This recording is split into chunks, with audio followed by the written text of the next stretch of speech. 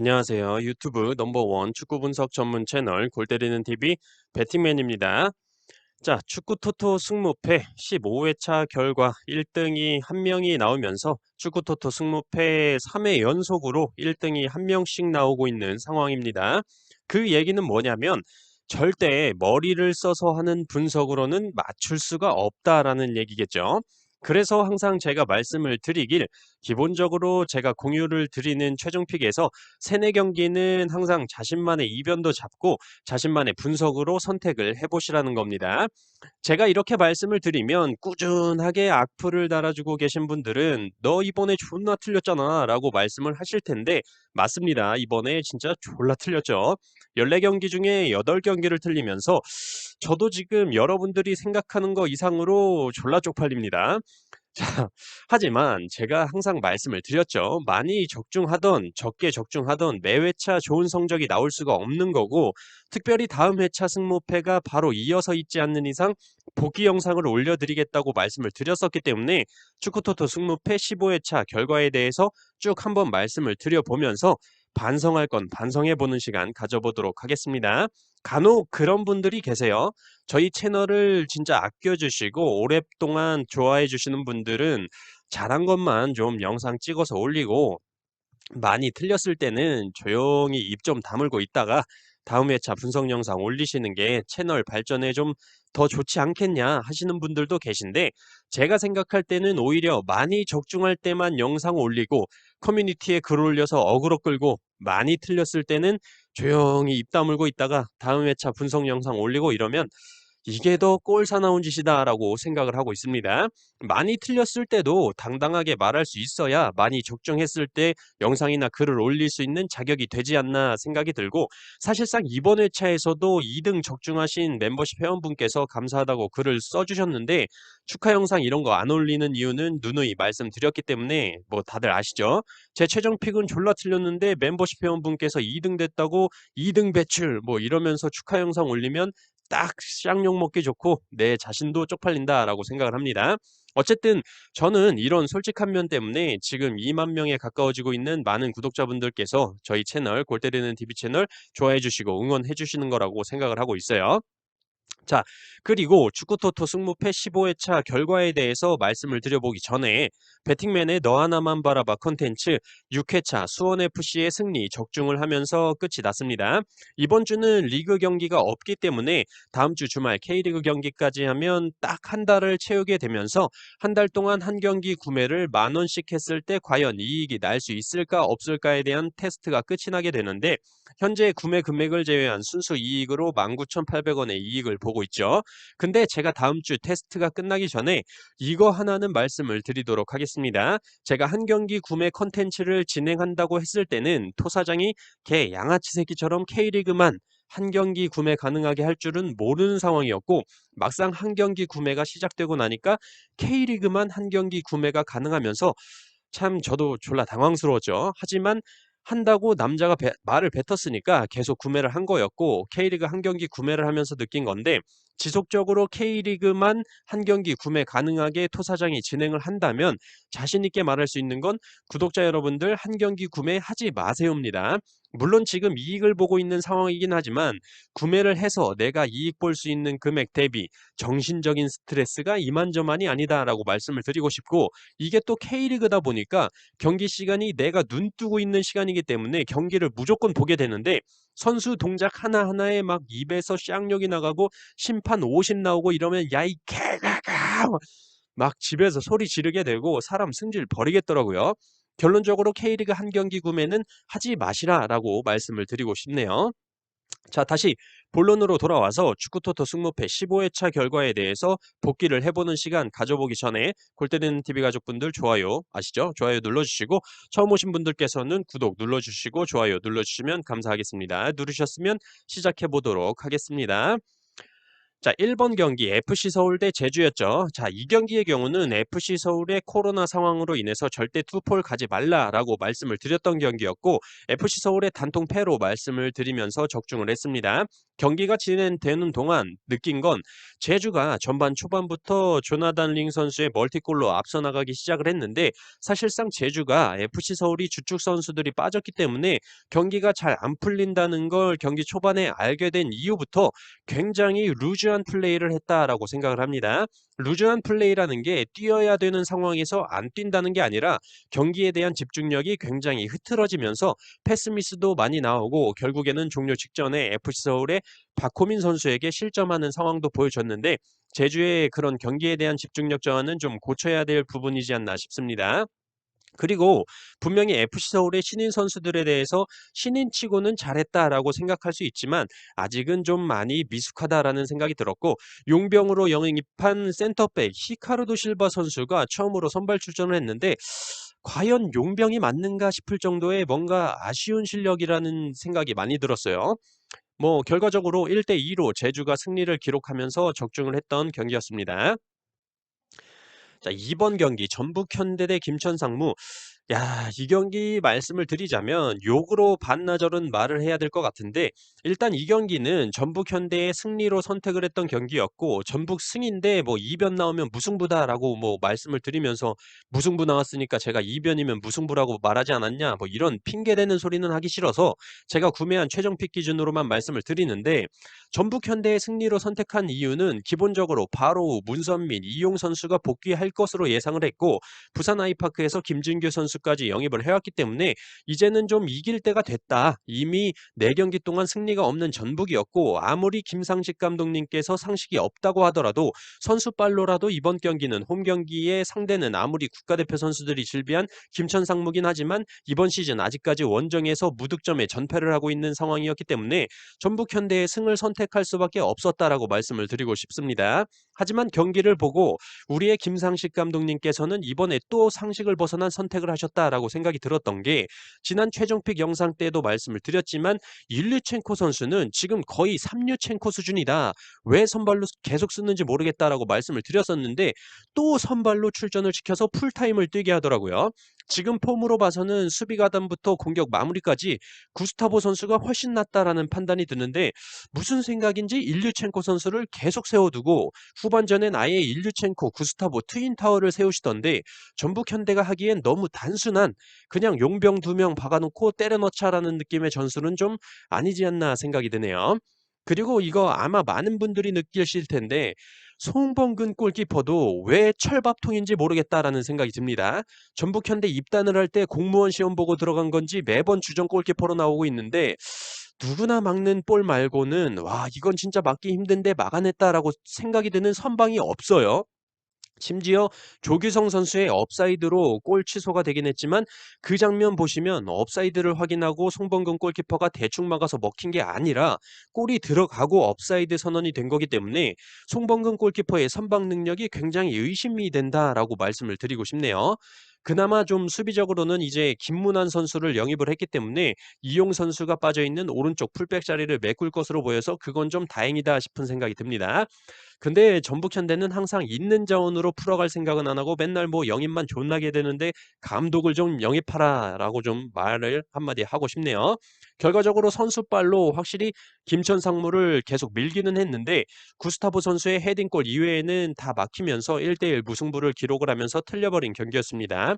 김천 상무는 확실히 황인재 골키퍼 박수 쳐주고 싶을 정도로 선방 능력 기가 막혔고 조규성 선수가 이게 진짜 예전에 전북에 있을 때는 조규성 선수가 키가 188이라 키가 커서 그런진 몰라도 되게 예전에 본프레레 감독이 박주영 선수한테 한 말처럼 "훅 불면 날아갈 것 같다."라는 생각이 들었었는데 최근에 국가대표에 계속 뽑히고 김천 상무에 있으면서 등발이 어마어마해진 것 같은 느낌이 듭니다. 카메라가 딱 잡으면 어깨가 화면 안에 안 들어오는 듯한 느낌이 들 정도로 피지컬이 굉장히 좋아졌고 미친 듯한 활동량도 확실히 국가대표에 뽑힐 만하다라는 생각이 많이 들고 있습니다. 이번 주 한국 대 이란전에서도 출전을 해서 좋은 모습을 보여주면 좋겠네요. 어쨌든 이 경기가 끝나고 나서 인터넷에 글들이 굉장히 많이 올라왔는데 제가 좀 그런 글들을 보다가 되게 웃겼던 댓글이 있었는데 김상식 감독님의 탁월한 전술에 빛이 나 눈이 멀어버렸습니다. 강등권인 전북 현대를 이끌며 중위권인 김천상무와 무승부를 거둔다는 건 진정한 명장이 아니고선 할 수가 없지요. 끝까지 전북 현대를 이끌어 주십시오. 라고 아이디 울산현대 우승님께서 글을 써주셨더라고요. 자, 어쩌다 이렇게 된지 모르겠지만 전북 현대에 빨리 정신 차려야 될 것 같습니다. 자, 3번 경기 알라베스 대 그라나다. 자, 이 경기는 일단 상대 전적에서는 그라나다가 앞서고 있었지만 알라베스 홈에서만큼은 알라베스가 2승을 기록 중이었고 이런 기록에 부합하듯 그라나다가 원정에서는 맥을 못 추는 모습을 보여줬고 앙헬 몬토로 선수와 막심 고날론스 선수까지 출전을 못하는 상황이었기 때문에 주전 자원에 이탈이 없는 알라베스의 승무 투픽이면 충분하겠다라고 생각을 해서 선택을 했던 경기였는데 보기 좋게 그라나다가 승리를 하면서 투픽이 나가리가 된 경기였습니다. 일단 경기를 시작하고 전반에 알라베스가 페널티킥을 얻었는데 골키퍼 선방에 막히면서 그때부터 뭔가 좀 느낌이 이거 엿됐다 싶은 생각이 들었는데 그라나다의 에스쿠데로 선수가 선제골을 기록을 한 이후에 바로 이어서 알라베스가 에르칼란테 선수의 헤딩골과 발레오 선수의 역전골로 5분 동안 두 골을 기록을 하면서 야 다행이다 생각하고 있었는데 그라나다의 푸에르타스와 수아레즈 선수의 연이은 골로 2대 3으로 알라베스가 패배를 한 경기였습니다. 그라나다의 두 번째 골은 솔직히 알라베스의 파체코 골키퍼가 왜 비용신 마냥 골대 안으로 들어가서 공을 막는 건지 좀 이해가 안 가는 장면이었어요. 골대 안에서 공을 쳐내서 골이 인정이 돼버리는 상황이었는데 참 답답하더라고요. 이 경기는 솔직히 다시 찍으라고 해도 그라나다 승은 좀 선택하지 못할 것 같은 경기여서 틀린 거에 조금 뭐 아쉬움은 없는 경기였습니다. 자, 4번 경기 엘체 대 발렌시아. 자, 제 영상 많이 보시는 분들은 아시겠지만 지금 발렌시아한테 너무나도 제가 당하고 있는 상황인데 진짜 발렌시아 원정 경기력을 보면 이 새끼들이 과연 사람 새끼들이 맞나 싶을 정도로 개차반인 경기력을 보여주는데 지난 마요르카와의 경기에서도 제가 원정 발렌시아는 쓰레기다라고 하면서 발렌시아 승을 안 갔는데 경기 내용은 마요르카한테 완전 발리는 경기를 해놓고 전반 초반 한 골 넣고 경기가 그대로 끝이 나면서 틀려버렸던 경기였죠. 자, 그리고 이 경기 직전에 헤타페 원정을 발렌시아가 가서 또 정말 이건 경기를 본 눈을 씻고 싶을 정도로 개차반인 경기력을 헤타페 원정에서 보여주면서 0대0 무승부를 기록을 합니다. 저는 그래서 이건 엘체가 질 수가 없겠다. 최소한 무승부 이상은 하겠다 생각을 했는데 이 경기에 또 발렌시아가 0대1로 승리를 기록을 하면서 저는 또 물먹은 상황이 돼버렸죠. 자, 틀린 건 틀린 건데 3번 경기와 4번 경기를 통해서 느낄 수 있는 점은 라리가는 홈과 원정 상관없이 기본적인 상대 전적에 좀 중점을 둬서 생각을 하자입니다. 라리가는 홈 원정 가리지 말고 상대 전적을 주의 깊게 보자라고 말씀을 드리고 싶네요. 자, 5번 경기 오사수나 대 레반테. 자, 이 경기는 뭐 원정 레반테는 뭐 쓰레기라고 말씀을 드렸고 라리가 원정 경기 최다 실점을 기록 중인 레반테이기 때문에 오사수나 사이드로 봐야 된다. 추가적으로 두아르테, 클레르 선수 같은 주전 수비 자원들도 부상으로 출전이 불가하고 중원 자원인 곤잘로 멜레로 공격에 두아르테 선수까지 출전을 못하기 때문에 수비, 중원, 공격에서 손실이 있는 레반테가 원정 경기에서 이변을 내기는 어렵다라고 말씀을 드리면서 오사수나의 단통승으로 말씀을 드렸고 3대1로 오사수나가 승리를 거두면서 적중을 했던 경기였습니다. 자, 6번 경기 라요 대 AT 마드리드. 자, 이 경기는 결과적으로만 말씀을 드리면 AT 마드리드가 0대1로 승리를 거두면서 라요의 단통패에 적중을 하긴 했지만 무승부를 가져가도 될 만큼 위험성이 좀 큰 경기였다라고 말씀을 드리고 싶네요. 저는 그래도 2점 차 이상의 승리는 AT 마드리드가 하지 않을까 생각을 했었는데 라요가 확실히 홈에서는 최근에 홈발이 많이 떨어졌다 하더라도 조금은 기세가 살아있다라는 느낌을 많이 받았습니다. 슈팅 숫자와 유효 슈팅 숫자 역시 라요가 AT 마드리드보다 많았고 후반 막판에는 AT 마드리드의 앙헬 코리아 선수까지 퇴장을 당하면서 무승부 이변 가져가 볼 만한 경기였다라고 생각을 합니다.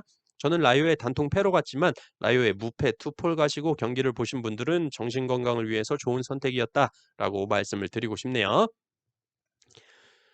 자, 7번 경기 수원FC 대 대구. 자, 우선 이 경기는 수원FC의 승무 투픽으로 선택을 했던 경기였고 배팅맨의 너 하나만 바라봐 컨텐츠에서는 수원FC의 승으로 선택을 했던 경기였는데 사실상 이 경기에서 이렇게 많은 골이 터질 거라고는 이전까지 해왔던 경기력을 분석했을 때는 누구도 생각하지 못했을 거라고 생각을 합니다.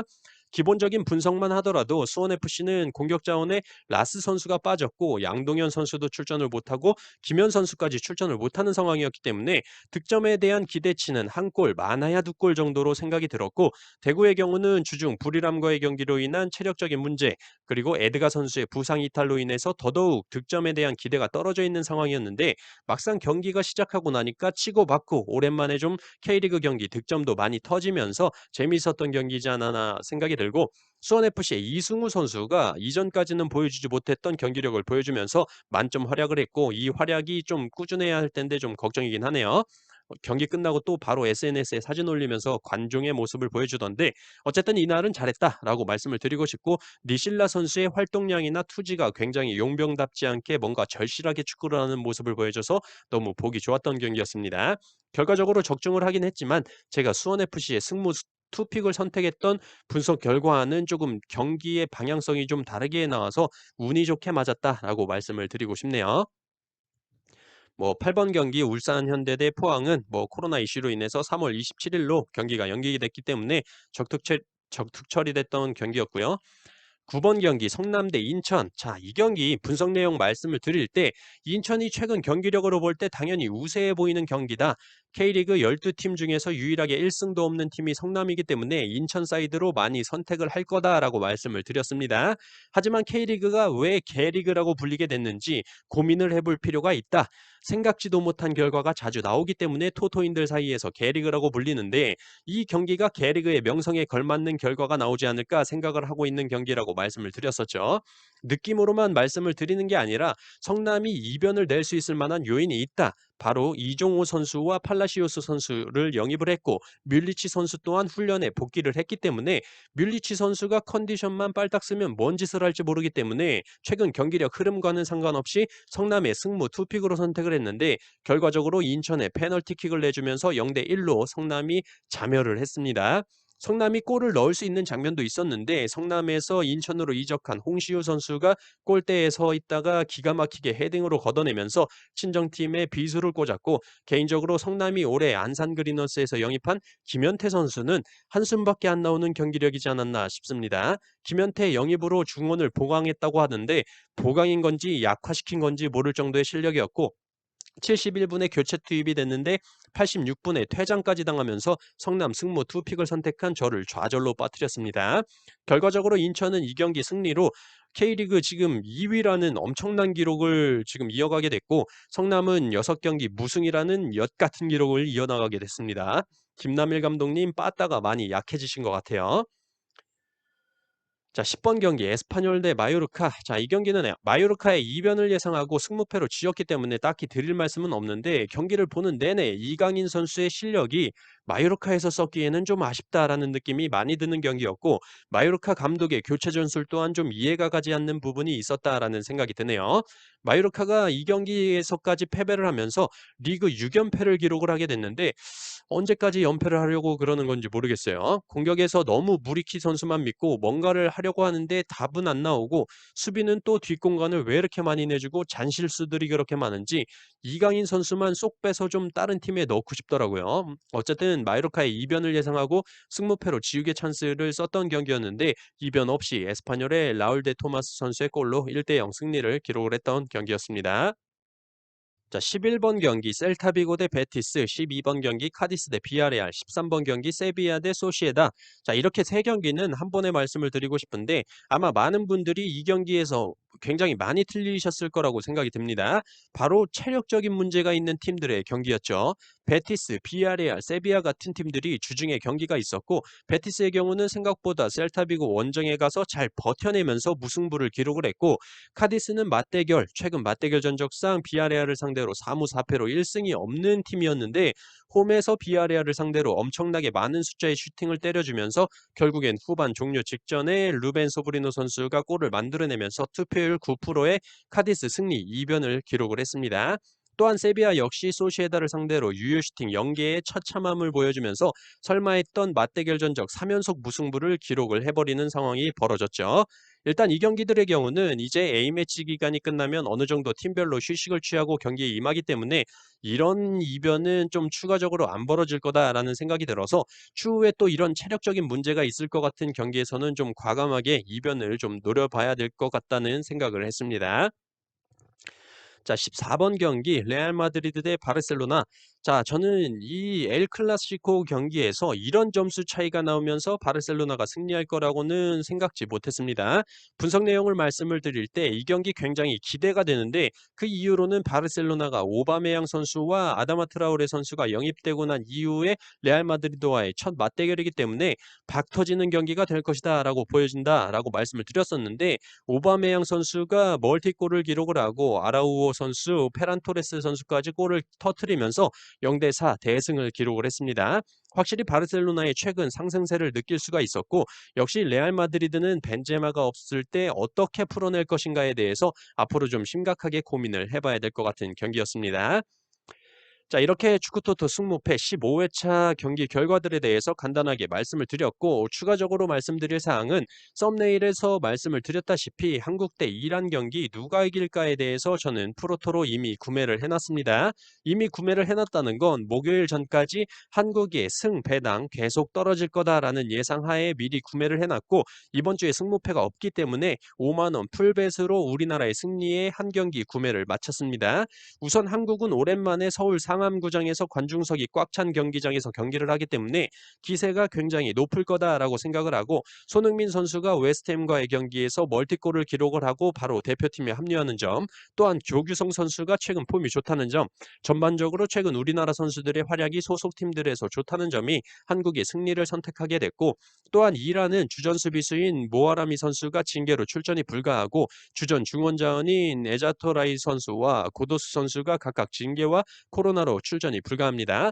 여기에 공격의 핵이라고 불릴 수 있는 타레미 선수도 코로나로 인해서 출전이 불가하고 자한바크슈 선수도 코로나로 인해서 출전이 불가합니다.